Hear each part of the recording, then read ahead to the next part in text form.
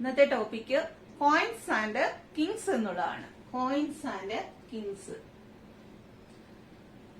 പഴയ കാലത്ത് സാധനങ്ങൾക്ക് പകരം സാധനങ്ങൾ കൈമാറ്റം ചെയ്യുന്ന ഒരു വ്യവസ്ഥയാണ് ഉണ്ടായിരുന്നത്. അതിന് എന്ത് പേരിലാണ് അറിയപ്പെട്ടത്? Yes, barter system. ബാർട്ടർ സിസ്റ്റത്തിന് ഒരുപാട് മെറിറ്റും ഡീമെറിറ്റ്സും ഒക്കെ ഉണ്ടായിരുന്നു.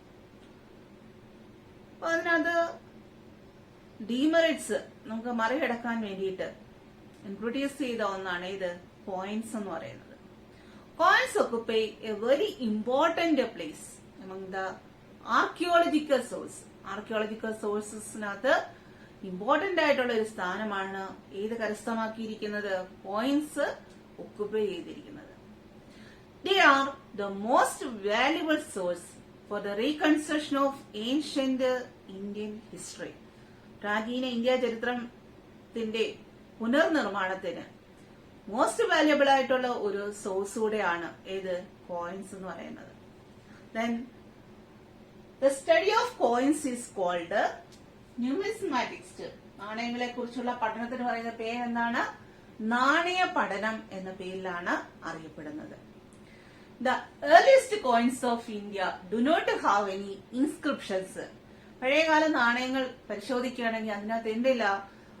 ഇൻസ്ക്രിപ്ഷൻസ് ഒന്നും തന്നെ, ലിഖിതങ്ങളൊന്നും തന്നെ നമുക്ക് കാണാൻ സാധിക്കില്ല. പിന്നെ എന്തായിരിക്കും കോയിൻസിനകത്ത് അടങ്ങിയിരിക്കുന്നത്? Yes, they bear only symbols on them. എന്താണ്?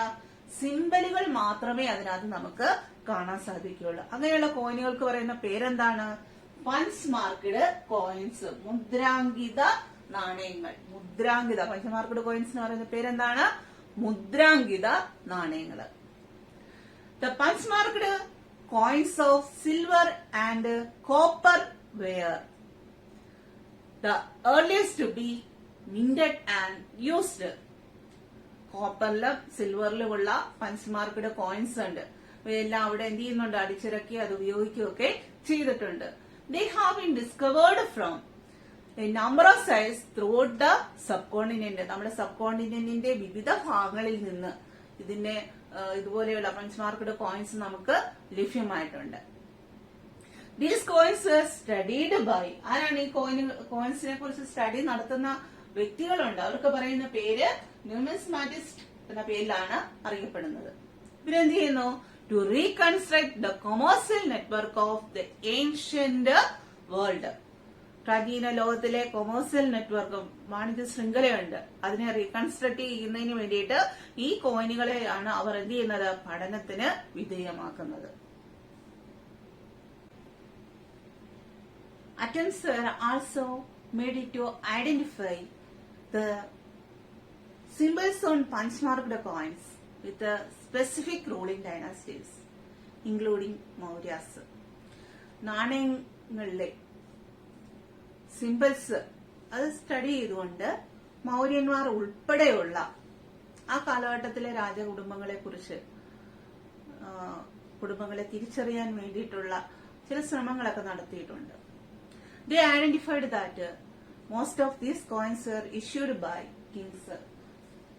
ഇതിനകത്ത് ഇങ്ങനെയുള്ള കോയിൻസുകൾ കൂടുതലും ഇഷ്യൂ ചെയ്തിട്ടുള്ള ആരായിരിക്കാം? രാജാക്കന്മാരായിരിക്കാം, അല്ലെ? It seems that some of these coins were also issued by merchants, bankers and townspeople. ഇത് കൂടാതെ മെർച്ചന്റ്സ്, കച്ചവടക്കാരും അതോടൊപ്പം തന്നെ ബാങ്കർമാരും പിന്നെയോ ടൗൺസ് പീപ്പിൾ, നഗരവാസികളും ഒക്കെ എന്ത് ചെയ്തിട്ടുണ്ട്? കോയിൻസ് ഇഷ്യൂ ചെയ്തിട്ടുണ്ട്. അടുത്ത പോയിന്റ് എന്ന് പറയുന്നത് ഇൻഡോ ഗ്രീക്കുകാരെ കുറിച്ചാണ്.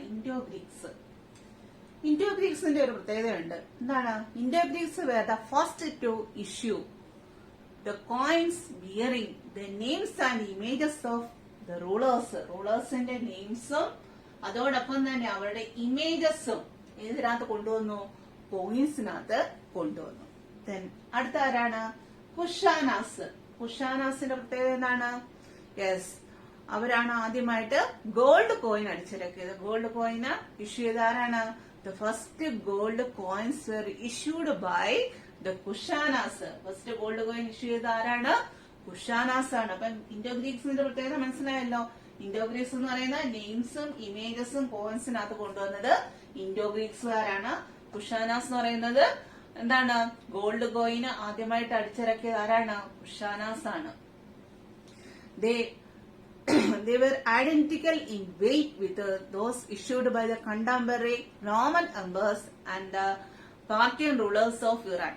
അതായത് സമകാലികമായിട്ടുള്ള റോമൻ ചക്രവർത്തിമാരും അതുപോലെ തന്നെ ഇറാനിലെ പാർഥിയൻ റൂളേഴ്സും ഉണ്ട്. അവരുടെ കോയിൻസിന്റെ തൂക്കത്തോടൊപ്പം നിലനിൽക്കുന്ന ഒന്നായിരുന്നു ഇവരുടെ കുഷാന രാജാക്കന്മാരുടെ കോയിൻസ് എന്ന് പറയുന്നത്. These coins have been discovered from several sites in North India and Central Asia. North ഇന്ത്യയിലും സെൻട്രൽ ഏഷ്യയിൽ നിന്നും ഒക്കെ നമുക്ക് കുഷാൻ രാജാക്കന്മാരുടെയും അതോടൊപ്പം തന്നെ ഇൻഡോ ഗ്രീസുകാരുടെയും ഒക്കെ കോയിൻസ് നമുക്ക് ലഭ്യമായിട്ടുണ്ട്. The widespread use of gold coins indicates the enormous value of transaction and exchange. Gold കോയിൻസിന്റെ വ്യാപകമായ ഉപയോഗം ട്രാൻസാക്ഷന്റെയും എക്സ്ചേഞ്ചിന്റെയും ഒക്കെ എന്താണ് ഒരു എനോമസ് ആയിട്ടുള്ള ഒരു വാല്യൂനെയാണ്, ഒരു ഹയർ വാല്യൂനെയാണ് സൂചിപ്പിക്കുന്നത്. Besides, hordes of Roman coins have been found from the archaeological sites in South India. Was not part of the Roman Empire. They had a close connection with the trade. South ഇന്ത്യയിലെ archaeological sites നമ്മൾ പരിശോധിക്കുകയാണെങ്കിൽ അവിടെ നിന്ന് നമുക്ക് Roman coins ധാരാളമായി ലഭ്യമായിട്ടുണ്ട്. അതിന്റെ ഒരു ശേഖരം തന്നെ നമുക്ക് ലഭ്യമായിട്ടുണ്ട്. പക്ഷെ റോമ സാമ്രാജ്യത്തിന്റെ ഭാഗം ആയിരുന്നില്ല ഏത് സൗത്ത് ഇന്ത്യ എന്ന് പറയുന്നത്. പിന്നെ ആ കോയിൻസ് എങ്ങനെ വന്നു? യെസ്, ട്രേഡിലൂടെയാണ് റോമ സാമ്രാജ്യത്തിലെ കോയിൻസ് എവിടെ വന്നത്? സൗത്ത് ഇന്ത്യയില് വന്നത്. Coins were also issued by tribal republic. Then അടുത്തൊരു പോയിന്റ് ആണ് ട്രൈബൽ റിപ്പബ്ലിക്. നേരത്തെ പറഞ്ഞു രാജാക്കന്മാർ കോയിൻസ് ഇഷ്യൂ ചെയ്യാറുണ്ട്, മെർച്ചന്റ്സ് കോയിൻസ് ഇഷ്യൂ ചെയ്യാറുണ്ട്, ബാങ്കേഴ്സ്, ടൗൺസ് പീപ്പിൾ ഇവരെല്ലാം തന്നെ കോയിൻസ് ഇഷ്യൂ ചെയ്യുന്നു പറഞ്ഞു. പിന്നെ നമ്മള് ഇൻഡോ ഗ്രീക്സുകാരെ കുറിച്ച് പറഞ്ഞു, കുഷാനാസിനെ കുറിച്ച് പറഞ്ഞു അല്ലേ. ഇനി അടുത്ത ഒരു വിഭാഗം എന്ന് പറയുന്നത് ഇതാണ് ട്രൈബൽ റിപ്പബ്ലിക്. ട്രൈബൽ റിപ്പബ്ലിക് എന്ത് ചെയ്തിട്ടുണ്ട്? കോയിൻസ് ഇഷ്യൂ ചെയ്തിട്ടുണ്ട്. For example, Yaudheyas of Punjab and Haryana issued thousands of copper coins. പഞ്ചാബിലെ ഹരിയാനയിലെയും യൗദയന്മാര് ആയിരക്കണക്കിന് കോപ്പർ കോയിൻസ് ആണ് എന്ത് ചെയ്തിട്ടുള്ളത്? ഇഷ്യൂ ചെയ്തിട്ടുള്ളത്. ഇത് എന്തിന്റെ ഒരു സൂചന ആയിരിക്കാം? Yes, there interest and participation in economic exchange. അവരുടെ എക്കണോമിക് എക്സ്ചേഞ്ചിന്റെ ആ ഒരു പാർട്ടിസിപ്പേഷനും അതോടൊപ്പം തന്നെ അവരുടെ ആ ഒരു താല്പര്യത്തെയാണിത് സൂചിപ്പിക്കുന്നത്.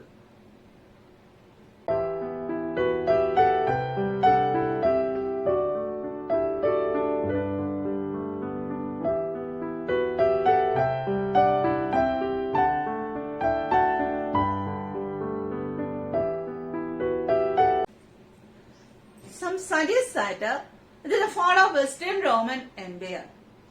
Long distance trade received a severe setback. റോമ സാമ്രാജ്യത്തിന്റെ തകർച്ചയോടെ ലോങ് ഡിസ്റ്റൻസ് ട്രേഡ് എന്ത് ചെയ്തു? തകർച്ചയെ നേരിടേണ്ടതായിട്ട് വന്നു. This affected the prosperity of the state, communities and regions that had trade contact with the Romans. റോമാക്കാരുമായിട്ട് ട്രേഡ് കോണ്ടാക്ട് നടത്തിയ റീജിയൻസിനും കമ്മ്യൂണിറ്റീസിനും അതോടൊപ്പം തന്നെ സ്റ്റേറ്റുകൾക്കും ഒക്കെ ഈ ഒരു തകർച്ച അവർക്കും ബാധകമായിരുന്നു. Others argue that new towns and network of trade started emerging around this time. ഈ കാലഘട്ടത്തിലാണ് ന്യൂ ടൗൺസും അതുപോലെ തന്നെ നെറ്റ്വർക്ക് ഓഫ് ട്രേഡും ഒക്കെ എന്ത് ചെയ്തത്? സ്റ്റാർട്ട് ചെയ്തത്. Fewer coins of this period have been found. Coins continue to be mentioned in inscriptions and text. ഇത് കുറച്ച് നാണയങ്ങളെ കുറിച്ച് ഇൻസ്ക്രിപ്ഷൻസിലും ടെക്സ്റ്റിലും ഒക്കെ എന്ത് ചെയ്തിട്ടുണ്ട്? മെൻഷൻ ചെയ്തിട്ടുണ്ട്. It seems that there are fewer finds because coins were in circulation rather than being hoarded. അതായത് നാണയങ്ങള് ശേഖരിച്ചു വെക്കാതെ അവർ എന്ത് ചെയ്യുക? സർക്കുലേറ്റ് ചെയ്യുന്നതിലാണ് ജനങ്ങൾ താല്പര്യം കണ്ടിരുന്നത്. അതുകൊണ്ടാണ് നാണയങ്ങളുടെ എണ്ണത്തിൽ കുറവ് സംഭവിച്ചതെന്നുള്ള ഒരു നിഗമനത്തിലാണ് നമ്മൾ എത്തിയിരിക്കുന്നത്. ഇപ്പോൾ പറഞ്ഞ കാര്യങ്ങള് കോയിൻസ് ആൻഡ് കിങ്സ്. കോയിൻസിനെ കുറിച്ച് ആദ്യം പറയാം. കോയിൻസിനെ കുറിച്ചുള്ള സ്റ്റഡിക്ക് പറയുന്ന പേര് എന്തായിരുന്നു? യെസ്, ന്യൂമിസ്മാറ്റിക്സ് എന്ന പേരിലാണ് അറിയപ്പെടുന്നത്. നാണയ പഠനം. അടുത്ത നമ്മള് നാണയങ്ങളെ കുറിച്ച് പറഞ്ഞപ്പോ പഞ്ചമാർക്കഡ് കോയിൻസിനെ കുറിച്ച് പറഞ്ഞു അല്ലെ. എന്തായിരുന്നു പഞ്ചമാർക്കഡ് കോയിൻസ്? പഞ്ചമാർക്കഡ് കോയിൻസിന് ഒരു പ്രത്യേകതയുണ്ട്. എന്താ? ഇൻസ്ക്രിപ്ഷൻസ് ഒന്നും തന്നെ ഇല്ല, ലിഖിതങ്ങൾ ഒന്നും തന്നെ ഇല്ല. പിന്നെ അതിനകത്ത് എന്ത് മാത്രമേ ഉള്ളൂ? സിംബൽസ് മാത്രമേ നമുക്ക് കാണാൻ സാധിക്കുകയുള്ളൂ. പിന്നെ കോയിൻസ് ആരൊക്കെയാണ് ഇഷ്യൂ ചെയ്തതെന്ന് അടുത്തായിട്ട് നോക്കാം. Kings, merchants, bankers, towns people, tribal republic. ട്രൈബൽ റിപ്പബ്ലിക്കിനകത്ത് പഞ്ചാബിലെ ഹരിയാനയിലെ യൗദയാസിനെയാണ് നമ്മൾ അതിനകത്ത് സൂചിപ്പിച്ചത്. പിന്നെ കോയിൻസിനകത്ത് നെയിംസ് ഇമേജസും കൊണ്ടുവന്നത് ആരാണ്? ഇൻഡോ ഗ്രീക്സുകാരാണ്. പിന്നെ ഗോൾഡ് കോയിൻസ് ഇഷ്യൂ ചെയ്തത്, ആദ്യമായിട്ട് ഗോൾഡ് കോയിൻ ഇഷ്യൂ ചെയ്തത് കുഷാനാസ് ആണ്. പിന്നെ പ്യൂരിറ്റിയുടെ കാര്യത്തിൽ നമ്പർ 1 ആരാണ്? ഗുപ്തന്മാരാണ്. ഇത്രയും കാര്യങ്ങൾ പറഞ്ഞു തന്നു. അത് കഴിഞ്ഞിട്ട് നമ്മൾ പറഞ്ഞു റോമ സാമ്രാജ്യം എന്തുകൊണ്ടാണ് ഇത്രയൊക്കെ കോയിൻസും കാര്യങ്ങളും ഒക്കെ വന്നെങ്കിലും എന്താണ് ഒരു 6th സെഞ്ചുറി ആയപ്പോഴത്തേക്ക് ഒരു ക്രൈസിസ്, ഒരു എക്കണോമിക് ക്രൈസിസ് ആണോ എന്നൊക്കെ ഒരു ധാരണ ഹിസ്റ്റോറിയൻസിന്റെ ഇടയിൽ ഉണ്ടായി. അതിന് 2 റീസൺസ് ആണ് പറയുന്നത്. ഒന്നെന്ന് പറയുന്നത് ഫോളോ വെസ്റ്റേൺ റോമൻ എംപയർ, റോമ സാമ്രാജ്യത്തിന്റെ തകർച്ചയാണ് ഒന്നാമതായിട്ട് പറയുന്നത്. രണ്ടാമതായിട്ട് new towns and network of ട്രേഡിനെ കുറിച്ചാണ് പറയുന്നത്. അപ്പൊ ഇത്രയും കാര്യങ്ങളാണ് ഇതിനകത്ത് വരുന്നത്, കോയിൻസ് ആൻഡ് കിങ്സിനകത്ത് വരുന്നത്. അടുത്ത ഇൻസ്ക്രിപ്ഷൻസിലേക്ക് കടക്കാം. ഇൻസ്ക്രിപ്ഷൻസ് എന്താണ്? Inscriptions are writings which are engraved on hard surface such as stone, metal or pottery. അതായത് ഹാർഡ് ആയിട്ടുള്ള സർഫസിലാണ് എന്താണ് എൻഗ്രേവ് ചെയ്തിരിക്കുന്ന റൈറ്റിംഗ്സിന് പറയുന്ന പേരാണ് ഇൻസ്ക്രിപ്ഷൻസ് എന്ന് പറയുന്നത്. ഇൻസ്ക്രിപ്ഷൻസ് എന്ന് വെച്ചാൽ എന്താണ്? Inscriptions are writings which are engraved on hard surface. ഹാർഡായിട്ടുള്ള സർഫസ് ആയിരിക്കണം, പരുക്കനായിട്ടുള്ള പ്രതലത്തിലായിരിക്കണം. അതെന്ത് ഏതിലൊക്കെ ആകാം? സ്റ്റോൺ ആകാം, മെറ്റൽ ആകാം, പോട്ടറി ആകാം. Most scripts used to write modern Indian languages are derived from Brahmi. The script used in most Ashokan inscriptions. Brahmi ലിപിയിൽ നിന്നാണ് ആധുനിക ഇന്ത്യൻ ഭാഷയിൽ ഉപയോഗിക്കുന്ന മിക്കവാറും ലിപികൾ ഉടലെടുത്തത്. അശോക ശാസനത്തിൽ ഉപയോഗിച്ചിരിക്കുന്ന ലിപി ഏതാണ്? ബ്രാഹ്മി ലിപിയാണ് കേട്ടോ. ബ്രാഹ്മി സ്ക്രിപ്റ്റ് ആണ് അശോക ശാസനത്തില് യൂസ് ചെയ്തിരിക്കുന്നത്. From the late 18th century, European scholars aided by Indian Pandit worked backward from contemporary Bengali and Devanagari manuscript, comparing their letters with the other specimens. 18ാം നൂറ്റാണ്ടിന്റെ എൻഡോടുകൂടി യൂറോപ്യൻ സ്കോളേഴ്സ് ഇന്ത്യൻ പണ്ഡിതന്മാരുടെ ഹെൽപ്പോടുകൂടി ബംഗാളി ദേവനാഗിരി കൈയെഴുത്ത് പ്രതികളിലെ ലിപികള് ഇത് പഴയതുമായിട്ട് അവരെന്ത് ചെയ്തു? Compare ചെയ്ത് എന്ത് ചെയ്തു? അവര് സ്റ്റഡി ചെയ്യാൻ തുടങ്ങി. Scholars who studied the earliest inscriptions sometimes assumed that these were in Sanskrit, although the earliest inscriptions were in fact in Prakrit. ആദ്യകാല ശാസനങ്ങൾ സംസ്കൃത ഭാഷയിലാണെന്നാണ് അവർ കരുതിയത്. എന്നാൽ യഥാർത്ഥത്തില് ഏത് ഭാഷയാണ്? പ്രാകൃതത്തിലാണ് എഴുതിയിരിക്കുന്നത്. It was only after decades of hard work by many epigraphists that James Prinsep was able to decipher Ashokan Brahmi in 1838. 1838 ഒരുപാട് എപ്പിഗ്രാഫിസ്റ്റിന്റെ സഹായത്തോടു കൂടി അല്ലെ 10 വർഷത്തെ കഠിനാധ്വാനത്തിന് ശേഷമാണ് അതായത് ബ്രാഹ്മി ഭാഷ, അശോക ശാസ്ത്രത്തിൽ ഉപയോഗിച്ചിരിക്കുന്ന ഭാഷ ബ്രാഹ്മിയാണെന്ന് ആര് തിരിച്ചറിഞ്ഞു? ജെയിംസ് പ്രിൻസപ്പ് തിരിച്ചറിഞ്ഞത്. ഏത് വർഷമാണ്?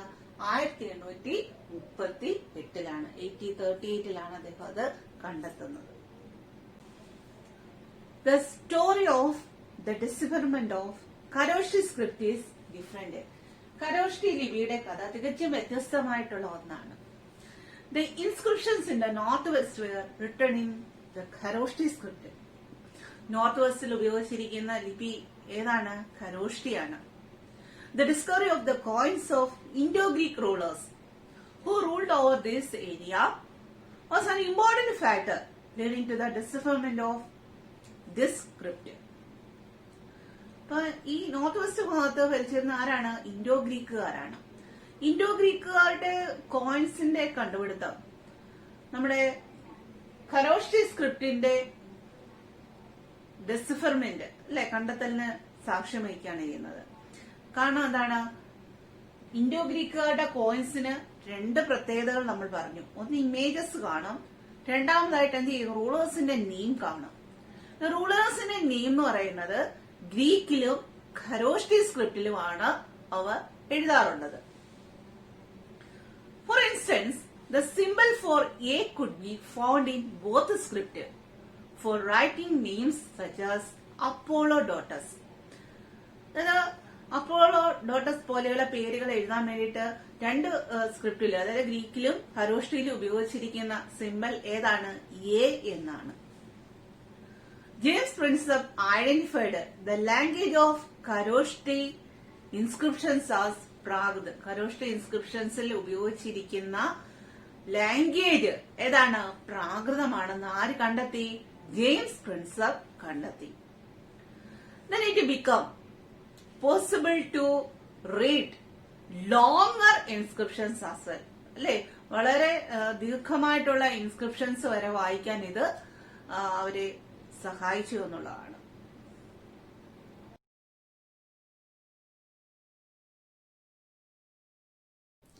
Limitations of inscriptional evidence. Inscriptions are considered as the most reliable source for the study of Indian history. India ചരിത്ര പഠനത്തിന് മോസ്റ്റ് റിലയബിൾ ആയിട്ടുള്ള ഒരു സോഴ്സ് ആണ് ഇൻസ്ക്രിപ്ഷണൽ എവിഡൻസ് എന്ന് പറയുന്നത്. But inscriptional evidence have certain limitations. പക്ഷേ ഇൻസ്ക്രിപ്ഷൻ എവിഡൻസിന് എന്തുണ്ട്? ചില പരിമിതികളുണ്ട്.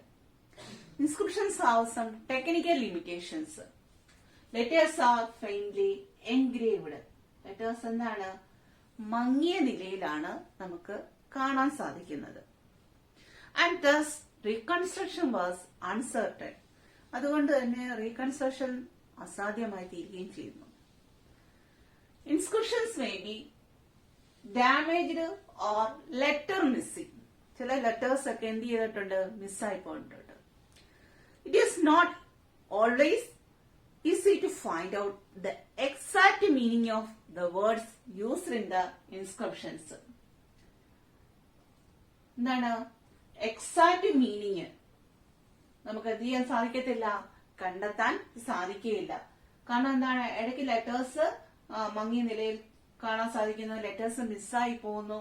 അതുകൊണ്ട് തന്നെ നമുക്ക് എന്ത് ചെയ്യാൻ സാധിക്കുന്നില്ല, ആ വാക്കുകളുടെ അർത്ഥം അല്ലെ സന്ദർഭത്തിനനുസരിച്ച് നമുക്ക് അതിന്റെ എക്സാക്ട് മീനിങ് നമുക്ക് മനസ്സിലാക്കി എടുക്കുക എന്ന് പറയുന്നത് വളരെ ബുദ്ധിമുട്ടുള്ള കാര്യമാണ്. The thousands of inscriptions have been discovered. ആയിരക്കണക്കിന് ഇൻസ്ക്രിപ്ഷൻസ് ആണ് കണ്ടെത്തിയിരിക്കുന്നത്. All of them are not deciphered, translated and published. എല്ലാം തന്നെ നമുക്ക് എന്ത് ചെയ്യാൻ സാധിക്കുന്നില്ല, വായിച്ചെടുക്കാനോ അല്ലെങ്കിൽ പ്രസിദ്ധീകരിക്കാനോ അല്ലെ എന്താണ് വിവർത്തനം ചെയ്യാനോ ഒന്നും തന്നെ സാധിച്ചിട്ടില്ല. There must have been many more inscriptions, but they have not survived the ravages of time. Like, ധാരാളം ഇൻസ്ക്രിപ്ഷൻസ് ഉണ്ടെങ്കിലും കാലത്തെ അതിജീവിക്കാൻ ഈ ഇൻസ്ക്രിപ്ഷൻസിന് സാധിച്ചിട്ടുണ്ടോ? ഇല്ല. There is a basic problem with the inscriptions. Not everything that we may consider politically or economically significant was necessarily recorded in inscriptions.